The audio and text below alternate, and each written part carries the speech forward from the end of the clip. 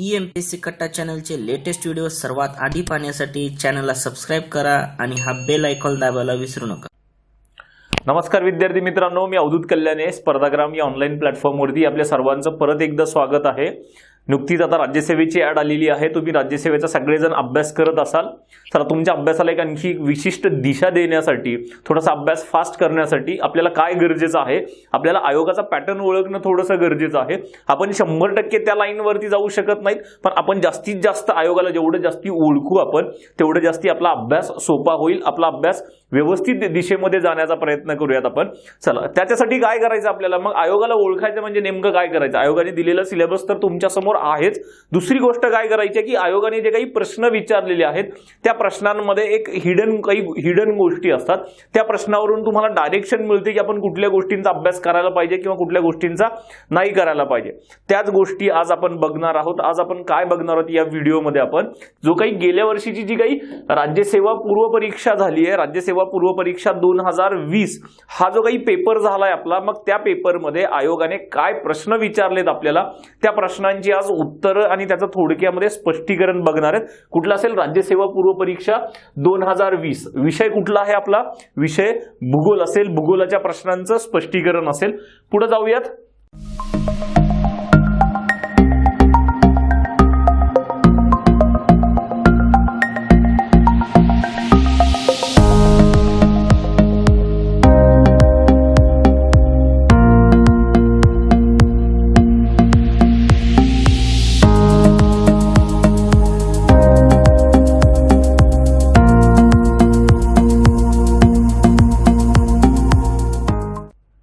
पहिला प्रश्न बघूयात। एक पहिला प्रश्न कुठला आहे, जोड्या लावाचा प्रश्न आहे।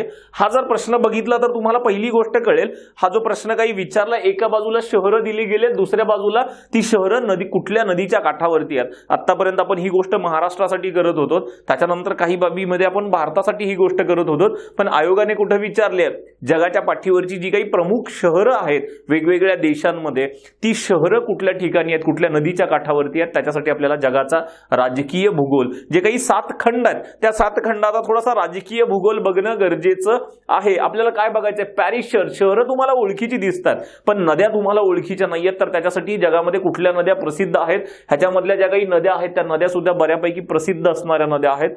ती शहरं कुठली कुठली आहेत काठावरती जर बघितलं आपण, थोडंसं आपल्याला जगाच्या ह्याचा अभ्यास असेल तर पॅरिस कुठल्या नदीच्या काठावरती आहे, सीन नदीच्या काठावरती आहे। कुठल्या नदीच्या काठावरती आहे, सीन नदीच्या काठावरती। जर ऑप्शन मध्ये गेलोत आपण, ए ला जर 4 नंबर बघितलं तर हे 2 ऑप्शन तर इथंच इलिमिनेट होतात।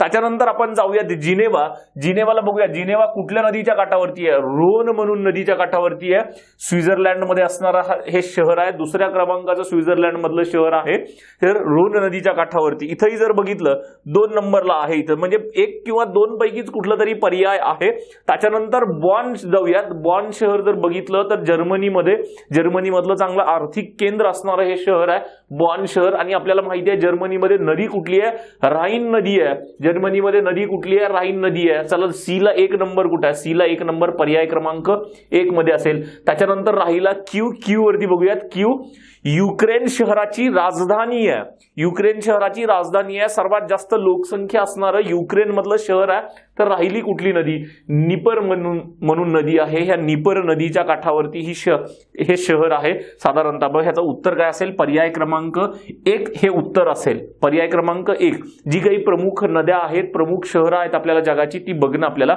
आवश्यक आहे। त्याच्यानंतर दुसरीकडे थोडासा प्रमोशनचा भाग, राज्यसेवा पूर्व परीक्षा किंवा आणखी इतर ज्या काही परीक्षा आहेत, ह्या सर्व स्पर्धा परीक्षांच्या ऑनलाईन बॅचेस आपल्याला स्पर्धाग्राम ह्या ॲपवरती उपलब्ध आहेत। तुम्ही एकदा स्पर्धाग्राम ॲपला नक्की भेट द्या, इन्स्टॉल करा। चला पुढे जाऊयात। प्रश्न क्रमांक 2 घेऊयात। प्रश्न क्रमांक 2 काय सांगतोय बघा, कडप्पा खडक श्रेणी ही पैनगंगा आणि गोदावरी या नदी खोऱ्यात आढळते। स्टेटमेंट बघा, कडप्पा ही खडक प्रणाली कुठल्या नदी खोऱ्यामध्ये आढळते, पैनगंगा आणि गोदावरी ह्या नदी खोऱ्यामध्ये आढळते।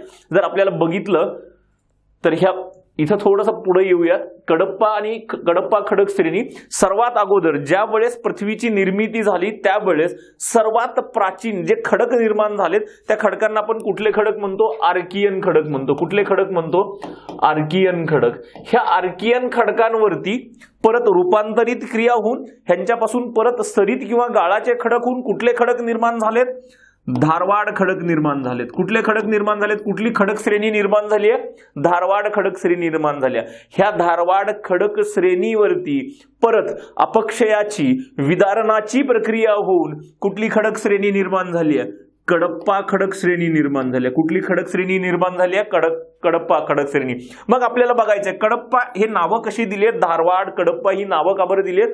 ही जी काही खडक श्रेणी आढळते धारवाड खडक श्रेणी, हिचा अभ्यास पहिल्यांदा कर्नाटकामधल्या धारवाड आणि शिमोगा जिल्ह्यामध्ये करण्यात आला, म्हणून धारवाड खडक श्रेणी. ही जी काही कडप्पा खडक श्रेणी आहे ह्याचा अभ्यास पहिल्यांदा पूर्वीचा आंध्र प्रदेश आणि आत्ताचा तेलंगणा ह्याच्यामध्ये एक जिल्हा आहे कडप्पा, ह्या ठिकाणी ह्या खडक श्रेणीचा अभ्यास पहिल्यांदा करण्यात आला, म्हणून कडप्पा खडक श्रेणी. ह्या प्रकारचे कडप्पा प्रकारचे जे काही खडक आहेत हे महाराष्ट्रामध्ये साधारणतः दोन भागामध्ये आढळतात. महाराष्ट्रामध्ये जर बघितलं तर महाराष्ट्रामध्ये एकतर पूर्व आणि दुसरं दक्षिण बाजूला आढळतात. पूर्व आणि दक्षिण बाजूला आढळतात. थोडंसं पूर्व बाजूला जर गेलो तर आपण साधारणतः ही पूर्व बाजू पैनगंगा नदी आहे. ही पूर्व बाजूला जर बघितलं आपण तर पैनगंगा नदी आहे. पैनगंगा नदी यवतमाळ भागामध्ये जाते. यवतमाळ जिल्ह्यामध्ये हे थर आढळतात. कुठं? यवतमाळ जिल्ह्यामध्ये. ह्याला आपण यवतमाळ जिल्ह्यामध्ये हे जे काही थर आढळतात कडप्पा श्रेणीचे त्याला पैनगंगा थर म्हणतो आपण. पैनगंगा थर. ह्याला दुसरं पण नाव आहे, कलाडगी सिरीज म्हणतो आपण. कुठलं? कलाडगी सिरीज म्हणतो आपण ह्या खडकांना, कडप्पा खडकांना कलाडगी सिरीज म्हणतो. हे दुसरं पण नाव आहे त्याला. हे महाराष्ट्रामध्ये पूर्व आणि पूर्व बाजूला जर बघितलं तर यवतमाळमध्ये नदी खोरं कुठलं आहे? पैनगंगा नदी खोरं आहे. पैनगंगा थर असं वेगळं नाव आहे त्याला. आणि दक्षिणकडे गेलोत परत आणखी नांदेड वगैरे ह्या भागातून पुढे गेलोत, जी काही गोदावरी नदी, जसं जसं गोदावरी नदी पुढे जाते नांदेड त्याच्यानंतर तेलंगणा त्या भागामध्ये, त्याच्यानंतर आंध्र प्रदेशमध्ये, तेलंगणा आंध्र प्रदेश ह्या भागातही हे खडक आढळतात. कुठले?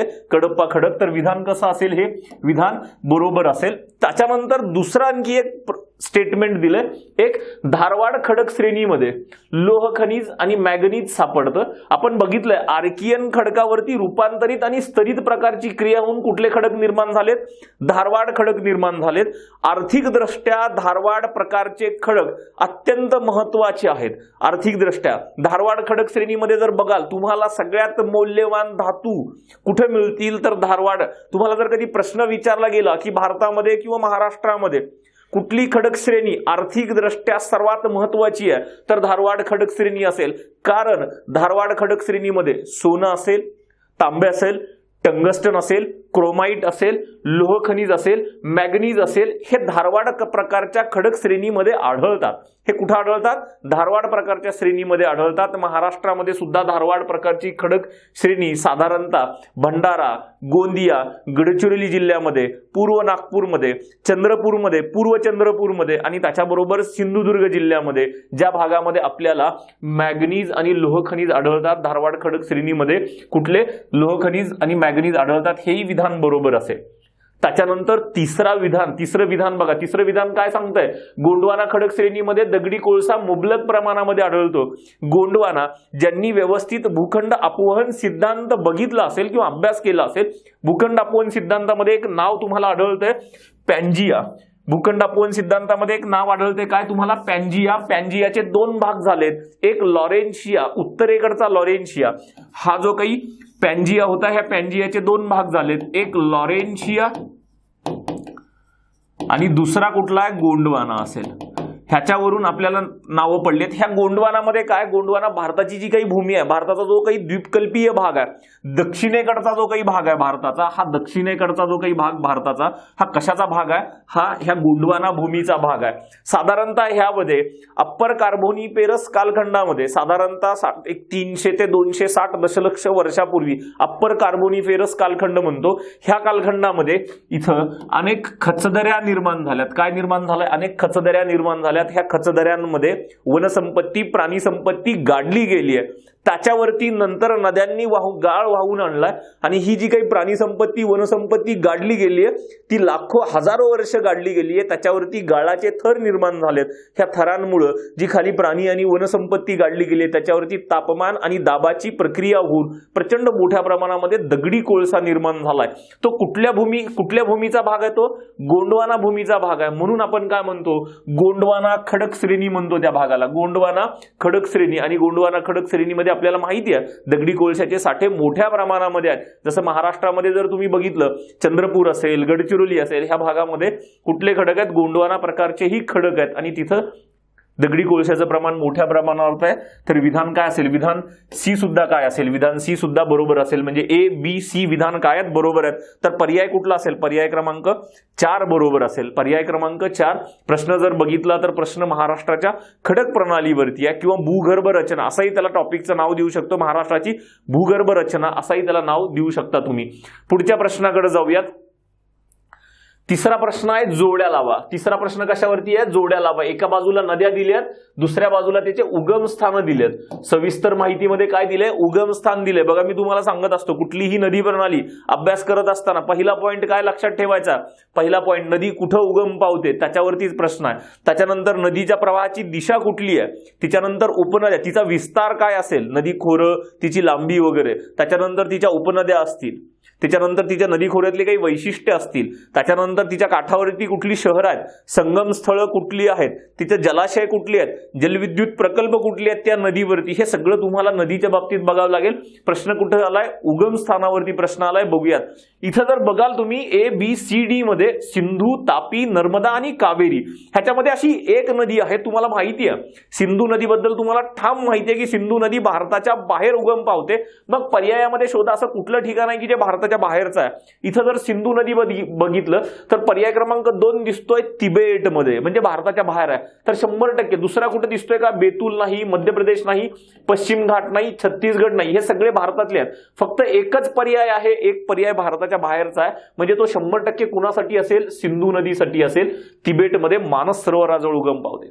त्याच्यानंतर तापी नदी. तापी नदी माहिती आपल्याला मध्य प्रदेश, बैतूल डोंगर रांगा कुठल्या? बैतूल जिल्हा, महादेव डोंगर रांगा कुठला जिल्हा आहे? बैतूल जिल्हा आहे. इथं जर बघितलं तर तापी नदी बैतूल जिल्ह्यामध्ये सातपुडा पर्वत रांगेजवळ इथं तिचं उगम स्थान आहे. बैतूल जिल्ह्यामध्ये मुलताई म्हणून ठिकाण आहे. एक्झॅक्ट ठिकाण बघाल तर मुलताई म्हणून ठिकाण आहे.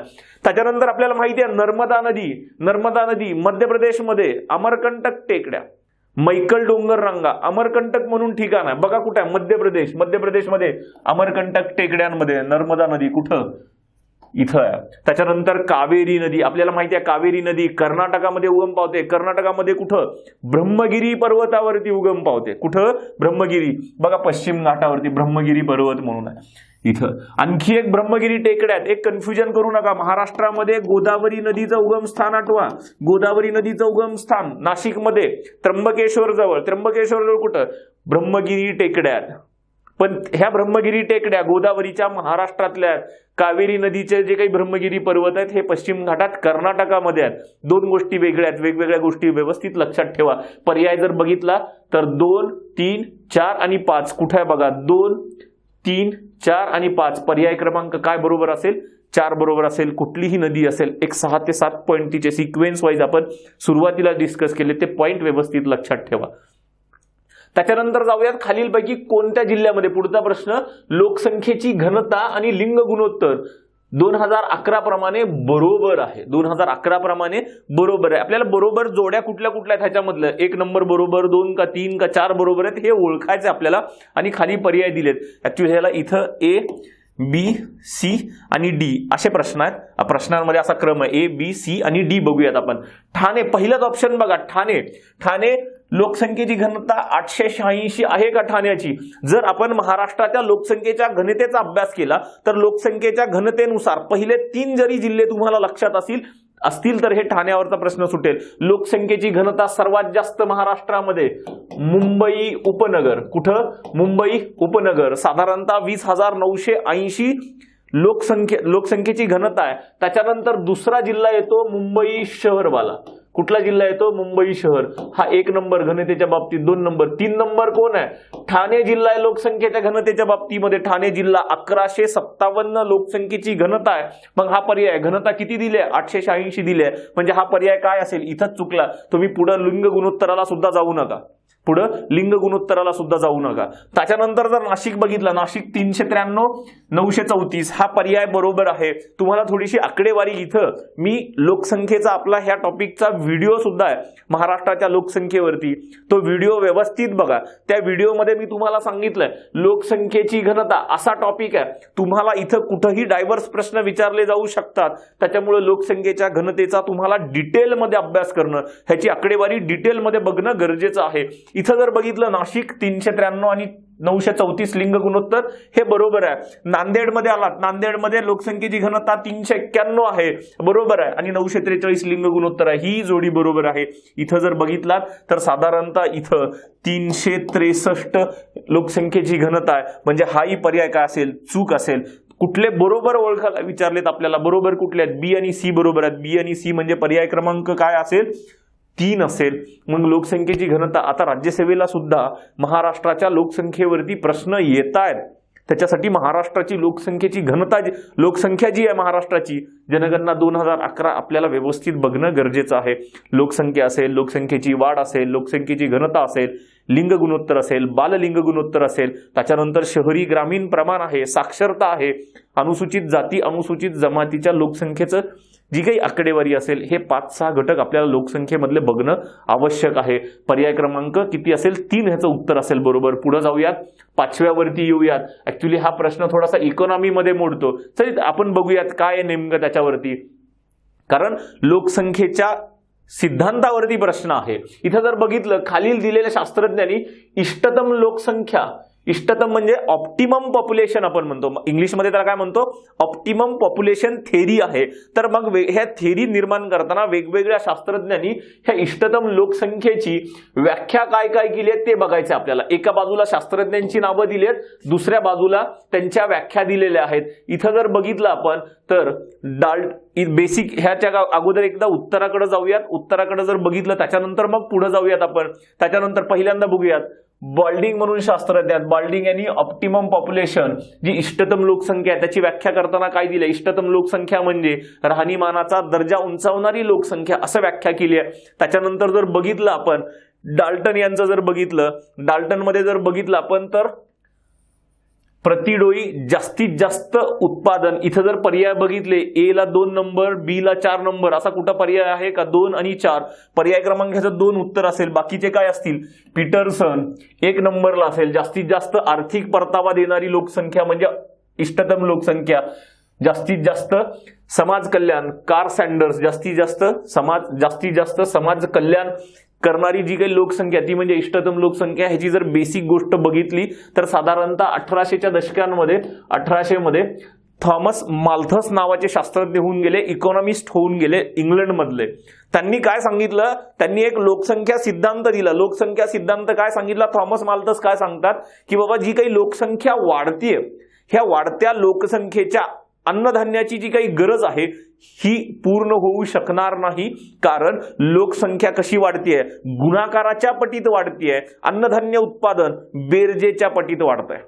लोकसंख्या जॉग्राफिकल मीनच्या प्रमाणामध्ये वाढतीये, गुणाकाराच्या पटीत वाढतीये. आणि जे काही अन्नधान्याचं उत्पादन आहे हे अरिथमॅटिक मीन म्हणजे बेरजेच्या प्रमाणात वाढतंय. त्याच्यामुळं भविष्यामध्ये लोकसंख्या भरमसाठ वाढेल आणि तिला अन्नधान्याचा तुटवडा मोठ्या प्रमाणामध्ये जाणवेल. परंतु कालांतराने नवीन ज्यावेळेस माणसाने अनेक टेक्नॉलॉजींचा वापर केला, नवीन नवीन तंत्रज्ञान शोधून काढली, त्या तंत्रज्ञानाच्या आधारावरती आणि माणसाने स्वतःच्या बुद्धीच्या बळावरती निसर्गामध्ये अनेक काही बदल घडवून आणलेत, अन्नधान्याचं उत्पादन वाढवलंय. ज्यावेळेस ही गोष्ट समोर आली त्यावेळेस हे जे काही अर्थतज्ञ आहेत, ह्या अर्थतज्ञांनी एक नवीन सिद्धांत मांडला. इष्टतम लोकसंख्या सिद्धांत म्हणतो आपण त्याला, ऑप्टिमम पॉप्युलेशन थेरी म्हणतो. ह्या ऑप्टिमम पॉप्युलेशन थेरीची ही काही वेगवेगळ्या शास्त्रज्ञांनी व्याख्या केली आहे. मग ऑप्टिमम पॉप्युलेशन थेरी काय सांगते की बाबा माणसाने स्वतःच्या बुद्धीच्या बळावरती तंत्रज्ञानाचा वापर करून माणसाला जेवढी काही अन्नधान्याची गरज आहे त्याच्यापेक्षा जास्त अन्नधान्य माणूस पिकवेल आणि सध्या ते होत आहे. आपल्याला जेवढी काही गरज आहे त्याच्यापेक्षाही जास्ती आपण अन्नधान्य पिकवतो. त्याला ऑप्टिमम पॉप्युलेशन थेअरी म्हणतो. ऑप्टिमम पॉप्युलेशन थेअरी मांडणाऱ्या शास्त्रज्ञांमध्ये ही जी नावं आहेत त्यांनी इष्टतम पॉप्युलेशन, इष्टतम लोकसंख्येची व्याख्या केली आहे. पर्याय क्रमांक काय ह्याचं बरोबर असेल? 2 हा पर्याय क्रमांक बरोबर असेल. त्याच्यानंतर आणखी एक प्रश्न आहे, महाराष्ट्राच्या मृदेसंबंधीचा प्रश्न आहे. परत बघा महाराष्ट्रावरती प्रश्न आलाय. परत महाराष्ट्रावरती म्हणजे हळूहळू राज्यसेवा प्रिलिम्स मध्ये सुद्धा महाराष्ट्राचं वेटेज वाढतंय. हळूहळू महाराष्ट्राच्या टॉपिकचं वेटेज वाढतंय. इथं काय विचारलंय? महाराष्ट्राच्या मृदेच्या संदर्भात विचारलाय प्रश्न.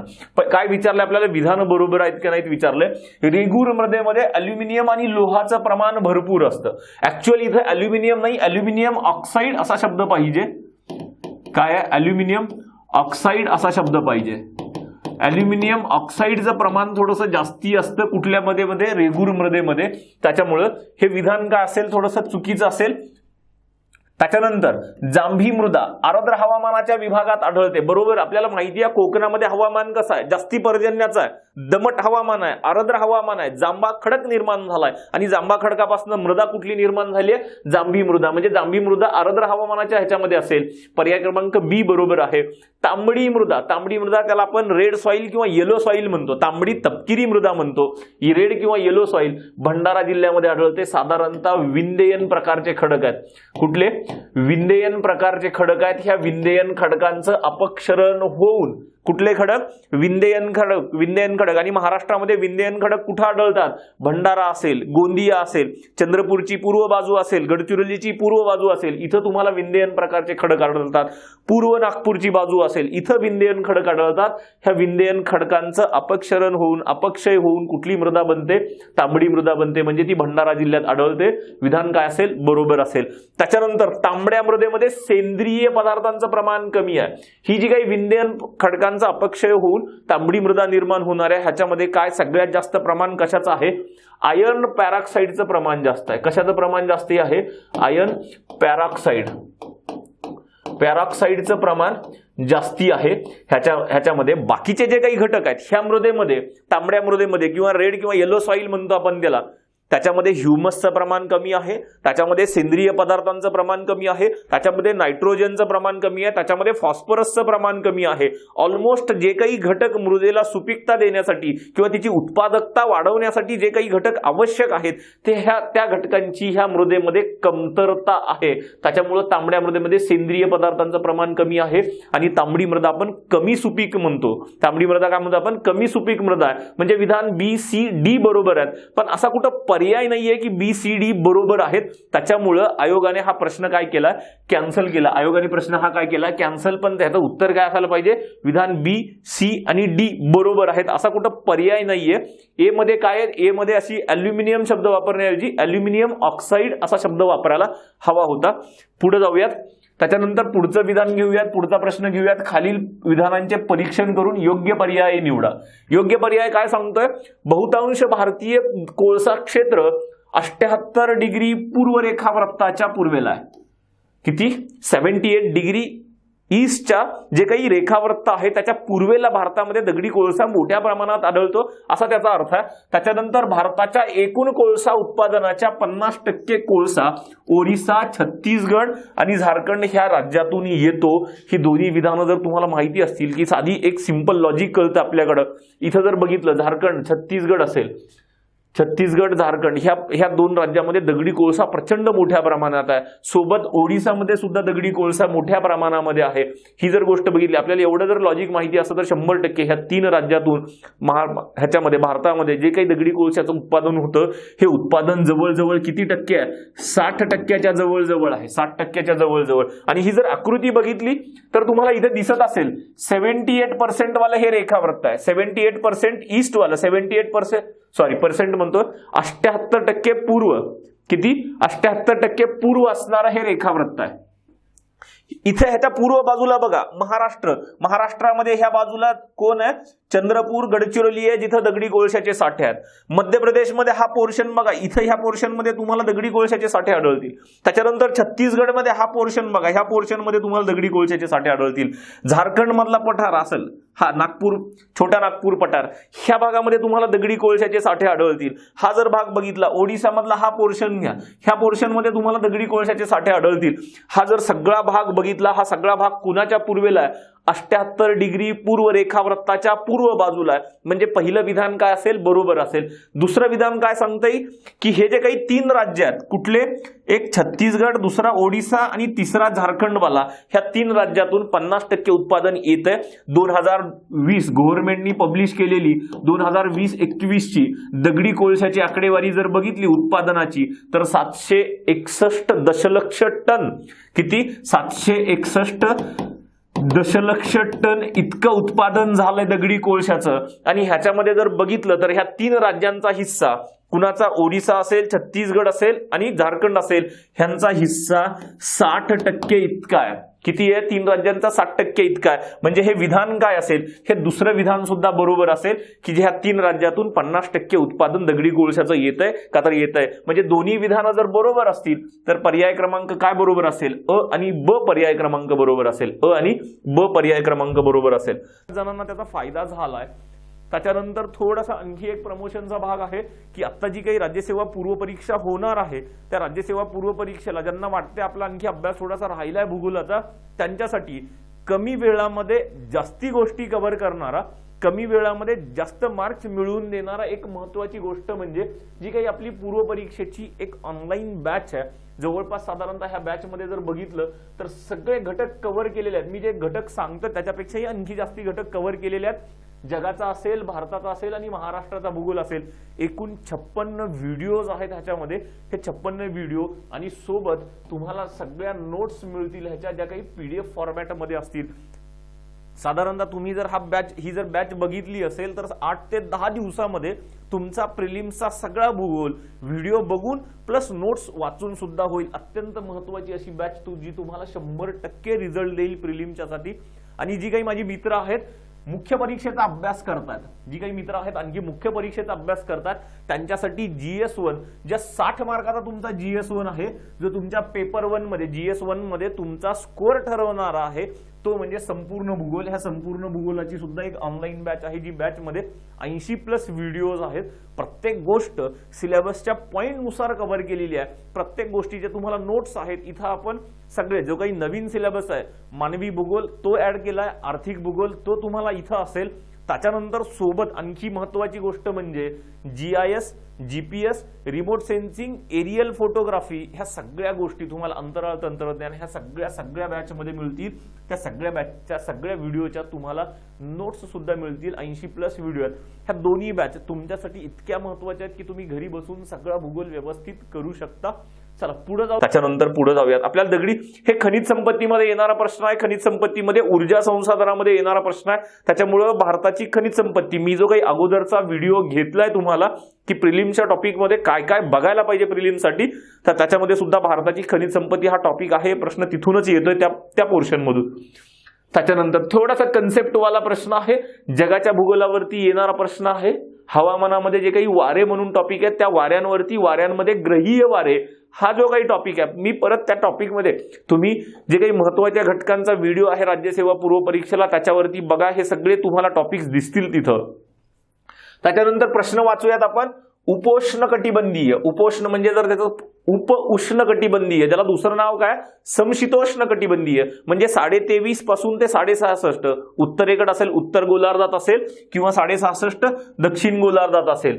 म्हणजे उपोष्ण कटिबंधीय उच्च दाबाच्या पट्ट्याकडून विषुवृत्तीय कमी दाबाच्या पट्ट्याकडे विभागाकडे वाहणाऱ्या वाऱ्यांना डॅश डॅश वारे म्हणतात. अगोदर आपण हा कुठं कटिबंध हे कुठं समजून घेऊयात. इथं जर साधारणतः बघितलं हा विषुवृत्तीय भाग आहे, हा 0 डिग्री अक्षवृत्त विषुवृत्तीय भाग आहे. त्याच्यानंतर 23.5 डिग्री उत्तर, किती असेल 23.5 डिग्री उत्तर, आणि त्याच्यानंतर 23.5 डिग्री दक्षिणेकडचा भाग असेल, दक्षिणेकडचा भाग असेल, हा पोर्शन असेल. 23.5 डिग्री उत्तर म्हणजे कर्कवृत्त, 23.5 डिग्री दक्षिण म्हणजे मकरवृत्त, हा जो काही बेल्ट आहे. त्याच्यानंतर इथं जर बघितलं, ह्या विषुवृत्तीय भागामध्ये जर बघितलं, ह्या विषुवृत्तीय भागामध्ये जर बघितलं, इथं तुम्हाला ह्या विषुवृत्तीय कमी दाबाचा पट्टा आढळेल. कुठला?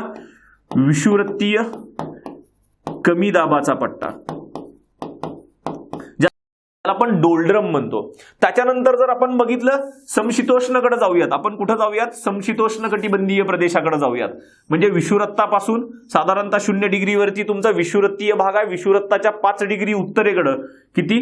5 डिग्री उत्तरेकडं आणि 5 डिग्री दक्षिणेकडं तुमचा जो काही डोल्ड्रमचा बेल्ट होते, डोल्ड्रमचा बेल्ट म्हणजे विषुवृत्तीय कमी दाबाचा पट्टा आहे, विषुवृत्तीय कमी दाबाचा पट्टा आहे. त्याच्यानंतर 30 ते 35 डिग्री उत्तरेकडे जाऊयात. किती? 30 ते 35 डिग्री उत्तरेकडे. इथं काय असेल? 30 ते 35 डिग्री उत्तरेला तुमच्या 30 ते 35 डिग्री उत्तर, इथं काय असेल तुमचा? म्हणजे हा जो काही भाग आहे 30 ते 35 डिग्री उत्तर तुमच्या समशीतोष्ण कटिबंधामध्ये येतो. 30 ते 35 डिग्री दक्षिण, 30 ते 35 डिग्री दक्षिण हाही भाग तुमच्या कशामध्ये येईल? समशीतोष्ण कटिबंधीय प्रदेशामध्ये येईल. आणि इथं काय? जास्त दाबाचा पट्टा आहे. इथं काय? दाब कसा आहे? इथं जास्त दाब आहे, जास्त दाबाचा पट्टा आहे. ह्याला अश्व अक्षांश म्हणतो, ह्यालाही अश्व अक्षांश म्हणतो आणि ह्यालाही अश्व अक्षांश म्हणतो. इथंही दाब जास्ती आहे, इथंही दाब जास्ती आहे. मग वारे कुठून कुठं व्हायला पाहिजेत? जास्त दाबाकडून कमी दाबाकडे व्हायला पाहिजेत. वारे कुठून कुठं व्हायला पाहिजेत? जास्त दाबाकडून कमी दाबाकडे व्हायला पाहिजेत.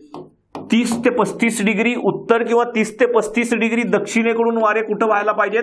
0 ते 5 डिग्री उत्तर किंवा 0 ते 5 डिग्री दक्षिण ह्या बेल्टकडे व्हायला पाहिजेत. आणि हे वारे वाहण्याची जर दिशा बघितली तर साधारणतः पूर्व बाजूने वारे वाहतात. कुठल्या बाजूने वारे वाहतात?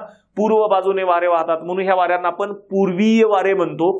पूर्वीय वारे प्राचीन काळामध्ये ज्यावेळेस व्यापार सगळा जहाज मार्गाने व्हायचा, सागरी मार्गाने व्हायचा, जहाजांनी व्हायचा, त्यावेळेस हे वारे त्या व्यापाऱ्यांना मदत करायचे, त्यांच्या जहाजांना पुढे जायला मदत करायचे. म्हणून ह्या पूर्वीय वाऱ्यांना आपण व्यापारी वारे असं सुद्धा म्हणतो. म्हणजे कुठले वारे वाहतात ह्या बेल्टमध्ये?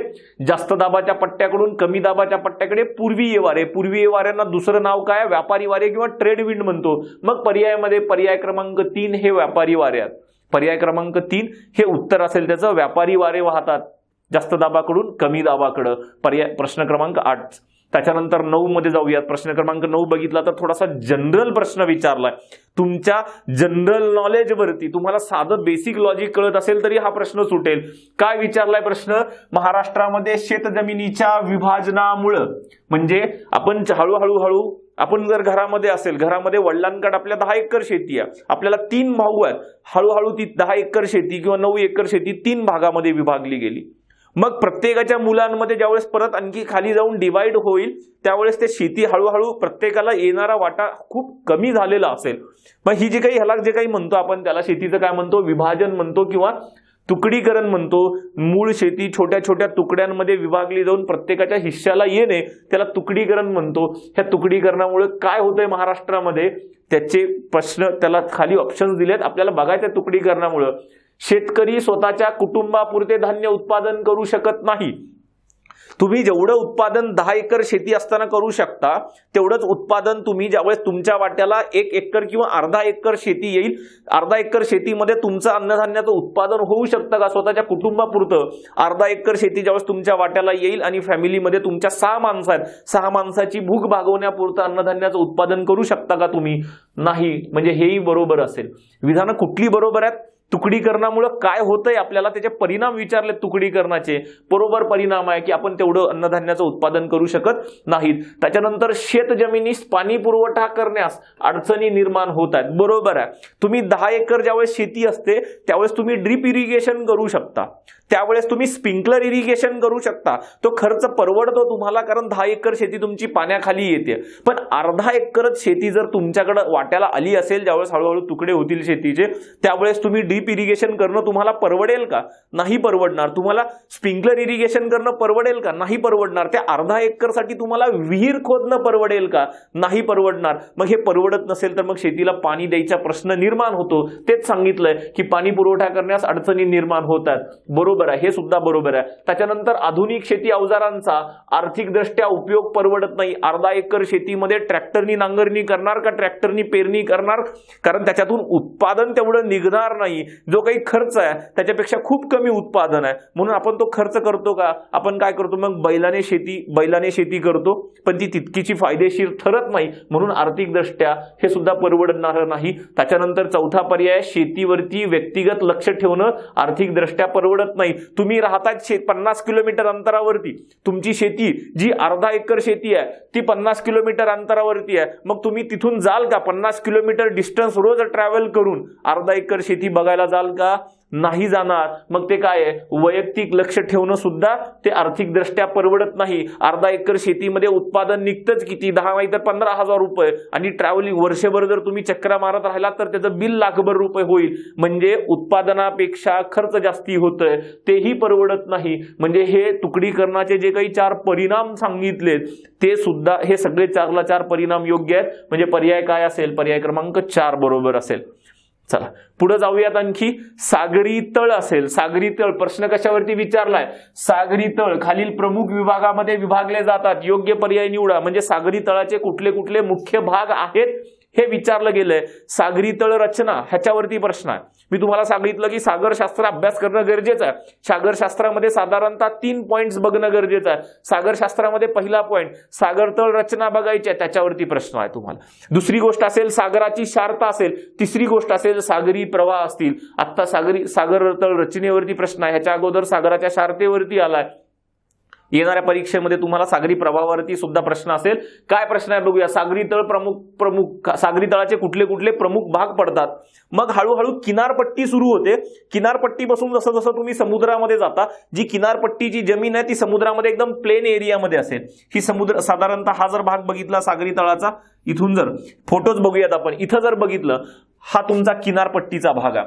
किनारपट्टीपासून हा किनारा आहे. किनाऱ्यापासून समुद्राचं पाणी सुरू होत आहे. हा जो काही समुद्राचा किनारपट्टी आणि समुद्राचा साधारणतः 200 मीटर खोलीपर्यंतचा जो काही भाग येतो समुद्राचा, तो कशामध्ये मोडतो? भूखंड मंच, कॉन्टिनेंटल शेल्फ म्हणतो आपण त्याला. त्याच्यानंतर पुढे येतो आपण खंडांत. त्याच्यानंतर भूखंड मंच संपला की एकदम तीव्र उतार लागतो तुम्हाला. तीव्र उतार, सागरी तळाचा भाग सुरू व्हायला होतो, इथं उतार वाढतो तीव्र. हा जो काही तीव्र उताराचा भाग आहे याला आपण खंडांत उतार म्हणतो किंवा भूखंड उतार म्हणतो. हा दुसरा भाग. त्याच्यानंतर ज्यावेळेस तुम्ही आतमध्ये समुद्र तळावरती येता, तुम्हाला सागरी मैदानं दिसतील. म्हणजे 3 भाग झाले. एक भूखंड मंच झाला, त्याच्यानंतर भूखंड उतार झाला किंवा खंडांत उतार म्हणतो आपण त्याला. तिसरा भाग काय? सागरी मैदाने आहेत. आणि चौथा भाग काय? सागरी डोह आहेत. इथं जर बघितलं तुम्हाला, त्याच्यानंतर मध्ये तुम्हाला कुठं कटक वगैरे दिसणार नाहीत. सागरी जलमग्न पर्वतरांगात, भूखंड पर्वतरांगा नाहीयेत प्रश्नामध्ये. बघा भूखंड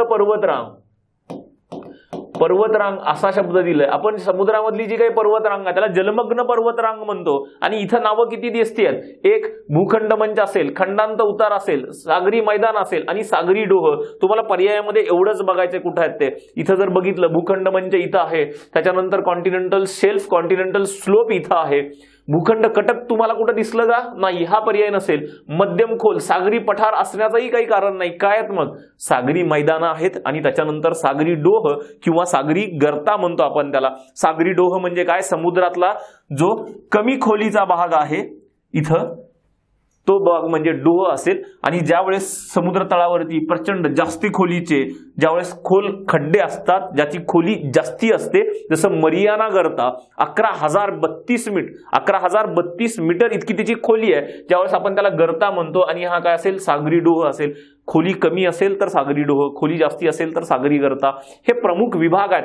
मग बघा ABEF पर्यायामध्ये कुठं आहे? ABEF पर्यायामध्ये 2 क्रमांकाला आहे. पर्यायामध्ये कुठं आहे? 2 नंबरला आहे. हे 2 नंबर त्याचं उत्तर असेल. सागरी तळ रचनेचे प्रमुख विभाग कुठले कुठले आहेत? तर भूखंड मंच असेल, त्याच्यानंतर भूखंड उतार असेल, तेव्हा त्याला पण खंडांत उतार पण म्हणतो. सागरी मैदाने असतील, सागरी डोह किंवा सागरी गर्ता. हा झाला विशेषतः सागरी तळ रचनेवरचा प्रश्न. त्याच्यानंतर पुढे येऊयात आपण. परत आपल्याला काय विचारलंय? खडक श्रेणीवरती बघा, लक्ष केलंय. धारवाड खडक श्रेणीवरती प्रश्न आलाय. म्हणजे परत भारताची भूगर्भ रचना ह्याच्यावरती प्रश्न आलाय. कारण ऑप्शन्स दिलेत, पूर्ण भारतामधले ऑप्शन्स दिलेत. इथं जर बघितलं आपण आपल्याला काय विचारले, एक पर्टिक्युलर खडक श्रेणी विचारली आहे, धारवाड खडक श्रेणी.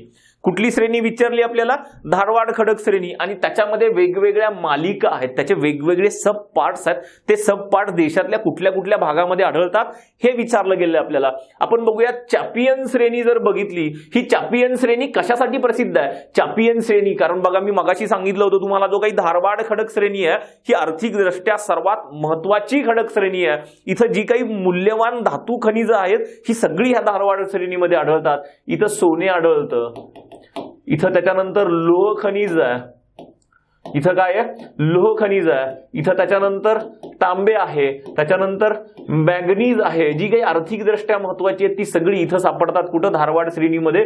आणि बघायचं आपल्याला मग त्याच्यामध्ये जे काही उपप्रकार आहेत धारवाड श्रेणीचे ते बघायचे, त्या मालिका, त्या श्रेणी बघायच्या. चॅपियन श्रेणी, चॅपियन श्रेणी कशासाठी प्रसिद्ध आहे, सोन्यासाठी प्रसिद्ध आहे. कशासाठी, सोने, मौल्यवान धातू. मग इथं पर्याय बघा, सोने दाखवणारा पर्याय कुठं आहे, कुठल्या भागामध्ये सोने आढळतं आपल्याला माहिती आहे, कोलार माइन्स.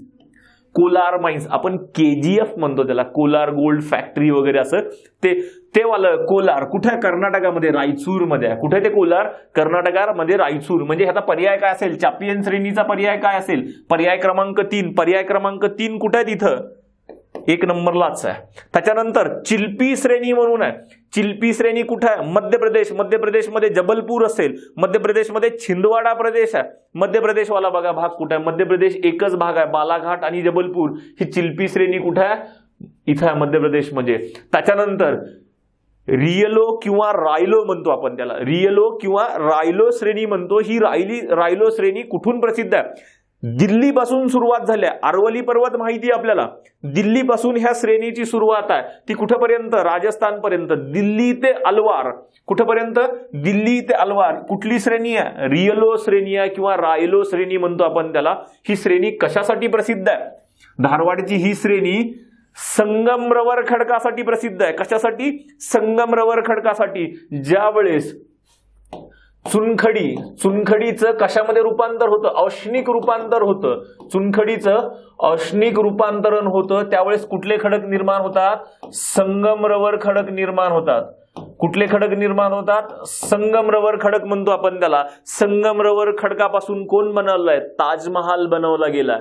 संगमरवर खडकापासून कोण बनवला गेला, ताजमहाल. आपल्याला माहिती आहे ताजमहालसाठी ह्या संगमरवर जो बनलाय, हे जे काही ताजमहाल बनलंय, ह्या ताजमहालसाठी संगमरवर कुठून आणलाय, राजस्थान मधलं मकराना म्हणून ठिकाण आहे. राजस्थान मधलं कुठलं ठिकाण आहे, मकराना म्हणून ठिकाण आहे. आणि ह्या भागामध्ये येतं, दिल्ली ते अलवार ह्या प्रदेशामध्ये येतं ते मकरानावालं. मकराना म्हणजे जिथं ताजमहलचा संगमरवर आणलाय हा संगमरवर कुठल्या श्रेणीमध्ये येतो, रियलो किंवा रायलो श्रेणीमध्ये येतो. त्याच्यानंतर आयर्न ओर नावच सांगतोय आपल्याला. लोह खनिज श्रेणी कुठे आहे, लोह खनिज श्रेणी ही जी काही आयर्न ओर श्रेणी आहे ही पश्चिम बंगाल आणि ओडिसा ह्या 2 राज्यामध्ये सापडते. पश्चिम बंगाल आणि राजस्थान, इथं बघा सिंगभूम आणि बोनाई म्हणून, पश्चिम बंगाल आणि ओडिसामध्ये. त्याच्यानंतर किओझार असेल. त्याच्यानंतर हा जो काही सिंगभूम जिल्हा आहे ह्या जिल्ह्यांमध्ये, मग हे कुठं असेल, 1 नंबरला असेल. जर बघितलं आपण तर पर्याय क्रमांक काय यायला पाहिजे, पर्याय क्रमांक 1 यायला पाहिजे. आपल्याला माहिती आहे धारवाड आर्कियन सर्वात जुनी, सर्वात प्राचीन खडक श्रेणी आहे आर्कियन. आर्कियनवरती स्तरित जलजन्य प्रकारची क्रिया होऊन त्याच्यानंतर रूपांतरित प्रकारची क्रिया होऊन कुठले खडक निर्माण झालेत, धारवाड. आणि धारवाडमध्ये परत चॅपियन, चिल्पी, रायलो किंवा रियलो, आर्यन श्रेणी किंवा सौसर मालिका असेल, साकोली असेल, साकोली श्रेणी असेल, सौसर श्रेणी असेल, अशा वेगवेगळ्या श्रेणी आहेत. त्याच्यानंतर गोंडलाईट म्हणून श्रेणी आहे. ह्या सगळ्या श्रेणी कुठे आहेत, धारवाड ह्याच्यामध्ये आहेत. आपल्याला खडक बघावे लागतील, आर्कियन बघावे लागतील, आर्कियन नंतर धारवाड, धारवाड नंतर कडप्पा, कडप्पा नंतर विंध्ययन, हे 4 एका सिक्वेन्स मध्ये आहेत. त्याच्यानंतर गोंडवाना खडक श्रेणी बघावी लागेल आपल्याला. ह्या 5 खडक श्रेणी आपल्याला प्रामुख्याने माहिती असायला पाहिजे.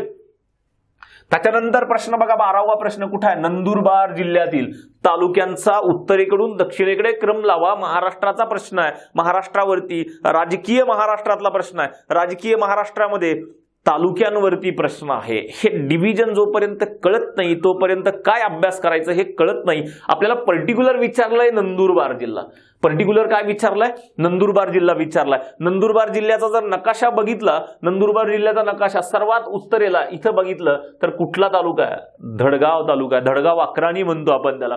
धडगाव अक्राणी नंतर कुठला तालुका आहे, तळोदा म्हणून तालुका आहे. तळोद्याच्या दक्षिणेला कोण आहे, नंदुरबार. म्हणजे धडगाव अक्राणी, तळोदा आणि नंदुरबार.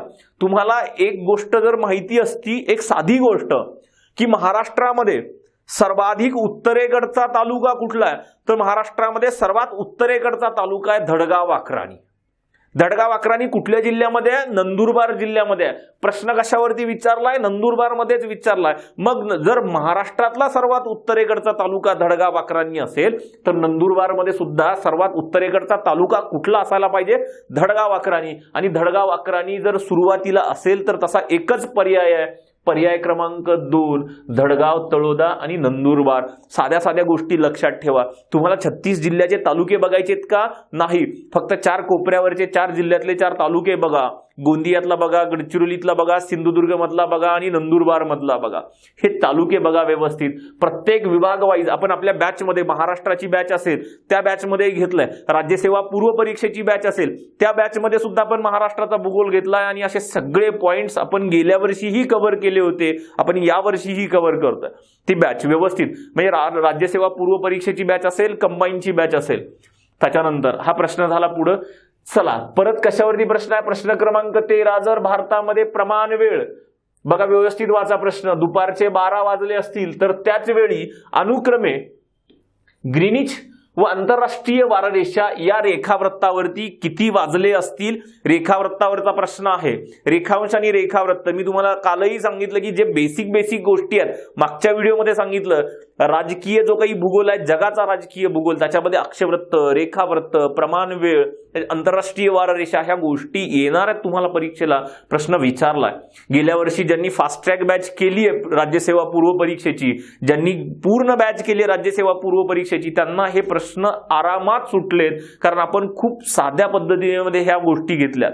ह्या गोष्टी आपण खूप साध्या पद्धतीने घेतल्यात. चला प्रश्नाकडे जाऊयात. प्रश्न काय सांगतोय, भारतामध्ये दुपारचे 12 वाजलेत. भारतामध्ये दुपारचे 12 वाजलेत ह्याचा अर्थ काय, भारतामध्ये दुपारचे 12 वाजलेत. मग आपण ही भारताची प्रमाण वेळ दिली आहे आणि भारताची प्रमाण वेळ आपण कशावरून ठरवतो, भारतामध्ये जे काही 82 डिग्री 30 मिनिट जे काही पूर्व रेखावृत्त आहे, भारतामध्ये 82 डिग्री 30 मिनिट हे जे काही पूर्व रेखावृत्त आहे, जे भारताचं प्रमाण वेळ रेखावृत्त मानतो आपण, त्याच्यावरती 12 वाजले. किती वाजलेत, दुपारचे 12 वाजलेत त्याच्यावरती. पहिली गोष्ट विचारली आहे, अनुक्रमे हा शब्द प्रश्नामध्ये दिलाय. अनुक्रमे म्हणजे ज्या सिक्वेन्सने दिले त्याच सिक्वेन्सने तुम्हाला उत्तर सांगायचंय. पहिली गोष्ट विचारली आहे, ग्रीनिच वरती किती वाजलेत. पहिली गोष्ट आपल्याला ही कळली पाहिजे की ग्रीनिच रेखावृत्त म्हणजे कुठलं रेखावृत्त, जे 0 डिग्री रेखावृत्त आहे, ज्याला आपण मूळ रेखावृत्त म्हणतो किंवा ग्रीनिच रेखावृत्त म्हणतो.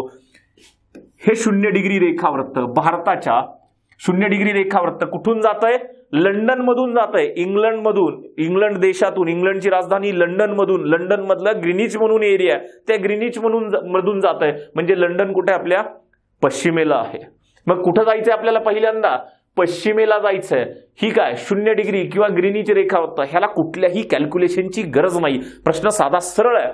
आपल्याला जर भारताची वेळ दिली आणि ग्रीनिचची मूळ रेखावृत्तावरची विचारली आहे, म्हणजे आपण आंतरराष्ट्रीय वेळेच्या, इथली जी काही रेखावृत्त आहे, आंतरराष्ट्रीय वेळेचं रेखावृत्त आहे, त्याच्यावरची वेळ विचारली आहे. आणि आपण आंतरराष्ट्रीय वेळेपेक्षा, ग्रीनिच वेळेपेक्षा किती तासाने पुढे आहोत, 5.5 तासाने पुढे आहोत. मग आपल्याला पुढे म्हणजे आपण पूर्वेकडे आहोत म्हणून पुढे आहे. आपल्याला वेळ कुठली विचारली आहे, पश्चिमेकडची विचारली. आपल्याला वेळ कुठली विचारली आहे, पश्चिमेकडची विचारले. आणि आपल्याला ज्यावेळेस पश्चिमेकडे जायचंय त्यावेळेस आपण काय करतो, वेळेची वजाबाकी करतो. वेळेची काय करतो, वजाबाकी करतो. म्हणजे दुपारचे 12 वाजलेत, पश्चिमेकडे जायचंय, किती तासाने आपण, एक पहिली गोष्ट आंतरराष्ट्रीय वेळेच्या आपण किती तासाने पुढे आहोत, 5.5 तासाने पुढे आहोत, कारण आपण पूर्वेकडे आहोत. आता वेळ कुठली विचारली आहे, पश्चिमेकडची विचारली आहे. म्हणजे 5.5 तासाने कुठं जावं लागेल, 5.5 तासाने मागं जावं लागेल. 5.5 तासाने मागं जावं लागेल. 5.5 तास मागं या. 11 वाजलेत, 10 वाजलेत, 9 वाजलेत, 8 वाजलेत, 7 वाजलेत, 6 वाजलेत, 5 तास आलात. आणखी पाठीमागं जा, किती वाजले असतील, 6:30 वाजले असतील. किती वाजलेत बघा, किती वाजले असतील? 6:30 वाजले असतील. कसले 6:30 असतील? हे अर्धा तास परत आणखी मागे गेलात. 11, 10, 9, 8, 7 इथंच आलात तुम्ही. 5 तास, अर्धा तास फक्त पाठीमागं जायचंय. किती वाजले असतील? 6:30 वाजले असतील. 5 तास पाठीमागं गेलो. 5 तास बघा, 11, 10, 9, 8, 7 5 तास गेलात. त्याच्यानंतर काय आलं? अर्धा तास पाठीमागं जायचंय. 6:30 वाजले असतील. इथं दुपार असेल, इथं सूर्य यायचा बाकी आणखी, म्हणजे हे सकाळचे 6:30 असतील. काय असतील? सकाळचे 6:30 असतील. पहिली गोष्ट झाली क्लिअर. किती ग्रीनिच वरती किती वाजलेत? सकाळचे 6:30 वाजलेत. आता कुठं विचारले? आंतरराष्ट्रीय वाररेषा विचारली. आंतरराष्ट्रीय वाररेषेवरती, आंतरराष्ट्रीय वाररेषा ऑलवेज लक्षात ठेवा, 0 डिग्री रेखावृत्त कॅल्क्युलेशन करायची गरज नाही. 0 डिग्री रेखावृत्त ते आंतरराष्ट्रीय वाररेषा म्हणजे 180 डिग्री रेखावृत्त. आंतरराष्ट्रीय वाररेषा म्हणजे 180 डिग्री रेखावृत्त. 0 डिग्री रेखावृत्त ते 180 डिग्री कुठलंही असेल, पूर्वेकडचं असेल, पश्चिमेकडचं असेल, कुठलंही असेल. किती फरक असतो? किती तासाचा फरक असतो? 0 डिग्री रेखावृत्त ते 180 डिग्री रेखावृत्त, त्या दोघांमध्ये किती तासाचा फरक असतो? 12 तासाचा फरक असेल. किती तासाचा फरक असेल? 12 तासाचा. म्हणजे इथं तुम्हाला आणखी सूर्य कुठं आहे? इथं आहे. सूर्य ऑलरेडी इकडे येऊन गेलाय. इथं सकाळचे 6:30 वाजलेत. इथं 12 तासाचा फरक आहे. इथं जर सकाळचे 6:30 वाजले असतील तर इथं किती वाजले असतील? 12 तासाचा फरक, म्हणजे सायंकाळचे 6:30 वाजले असतील. काय वाजले असतील? सायंकाळचे 6:30 वाजले असतील. हेच विचारलंय तुम्हाला. अनुक्रमे ग्रीनिच आणि आंतरराष्ट्रीय वाररेषा. अनुक्रमे ग्रीनिच वरती सकाळचे 6:30, एक इथून 12 तासाचा डिफरन्स जर कॅल्क्युलेट केला तर सायंकाळचे 6:30 वाजले असतील. इथं एवढंच अपेक्षित होतं. काहीही कॅल्क्युलेशन करण्याची गरज नव्हती. बेसिक गोष्टी फक्त हे 5.5 तासाचा डिफरन्स माहिती पाहिजे तुम्हाला. लंडन ते भारत 5.5 तासाचा डिफरन्स आहे. पश्चिमेकडे जायचंय तर 5.5 तास मागं जायचंय. 5.5 तास मागं गेलो तर 6:30 सकाळचे वाजले असतील. 0 डिग्री ते 180 डिग्री 12 तासाचा डिफरन्स आहे. इकडे सकाळचे 6:30 असतील तर इकडे सायंकाळचे 6:30 असतील. पर्याय क्रमांक बघूयात. सकाळचे 6:30 आणि सायंकाळचे 6:30 असा असणारा एकच पर्याय आहे. पर्याय क्रमांक 1 हे उत्तर असेल. त्याच्यानंतर पुढे जाऊयात. प्रश्न थोडासा कन्सेप्च्युअल आहे. भारतामध्ये मोसमी वारे वाहण्यासाठी कोणती स्थिती कारणीभूत आहे? भारताच्या हवामानावरती प्रश्न आहे. भारतामध्ये मोसमी वारे वाहतात. थोड्याशा बेसिक गोष्टीकडे जाऊयात.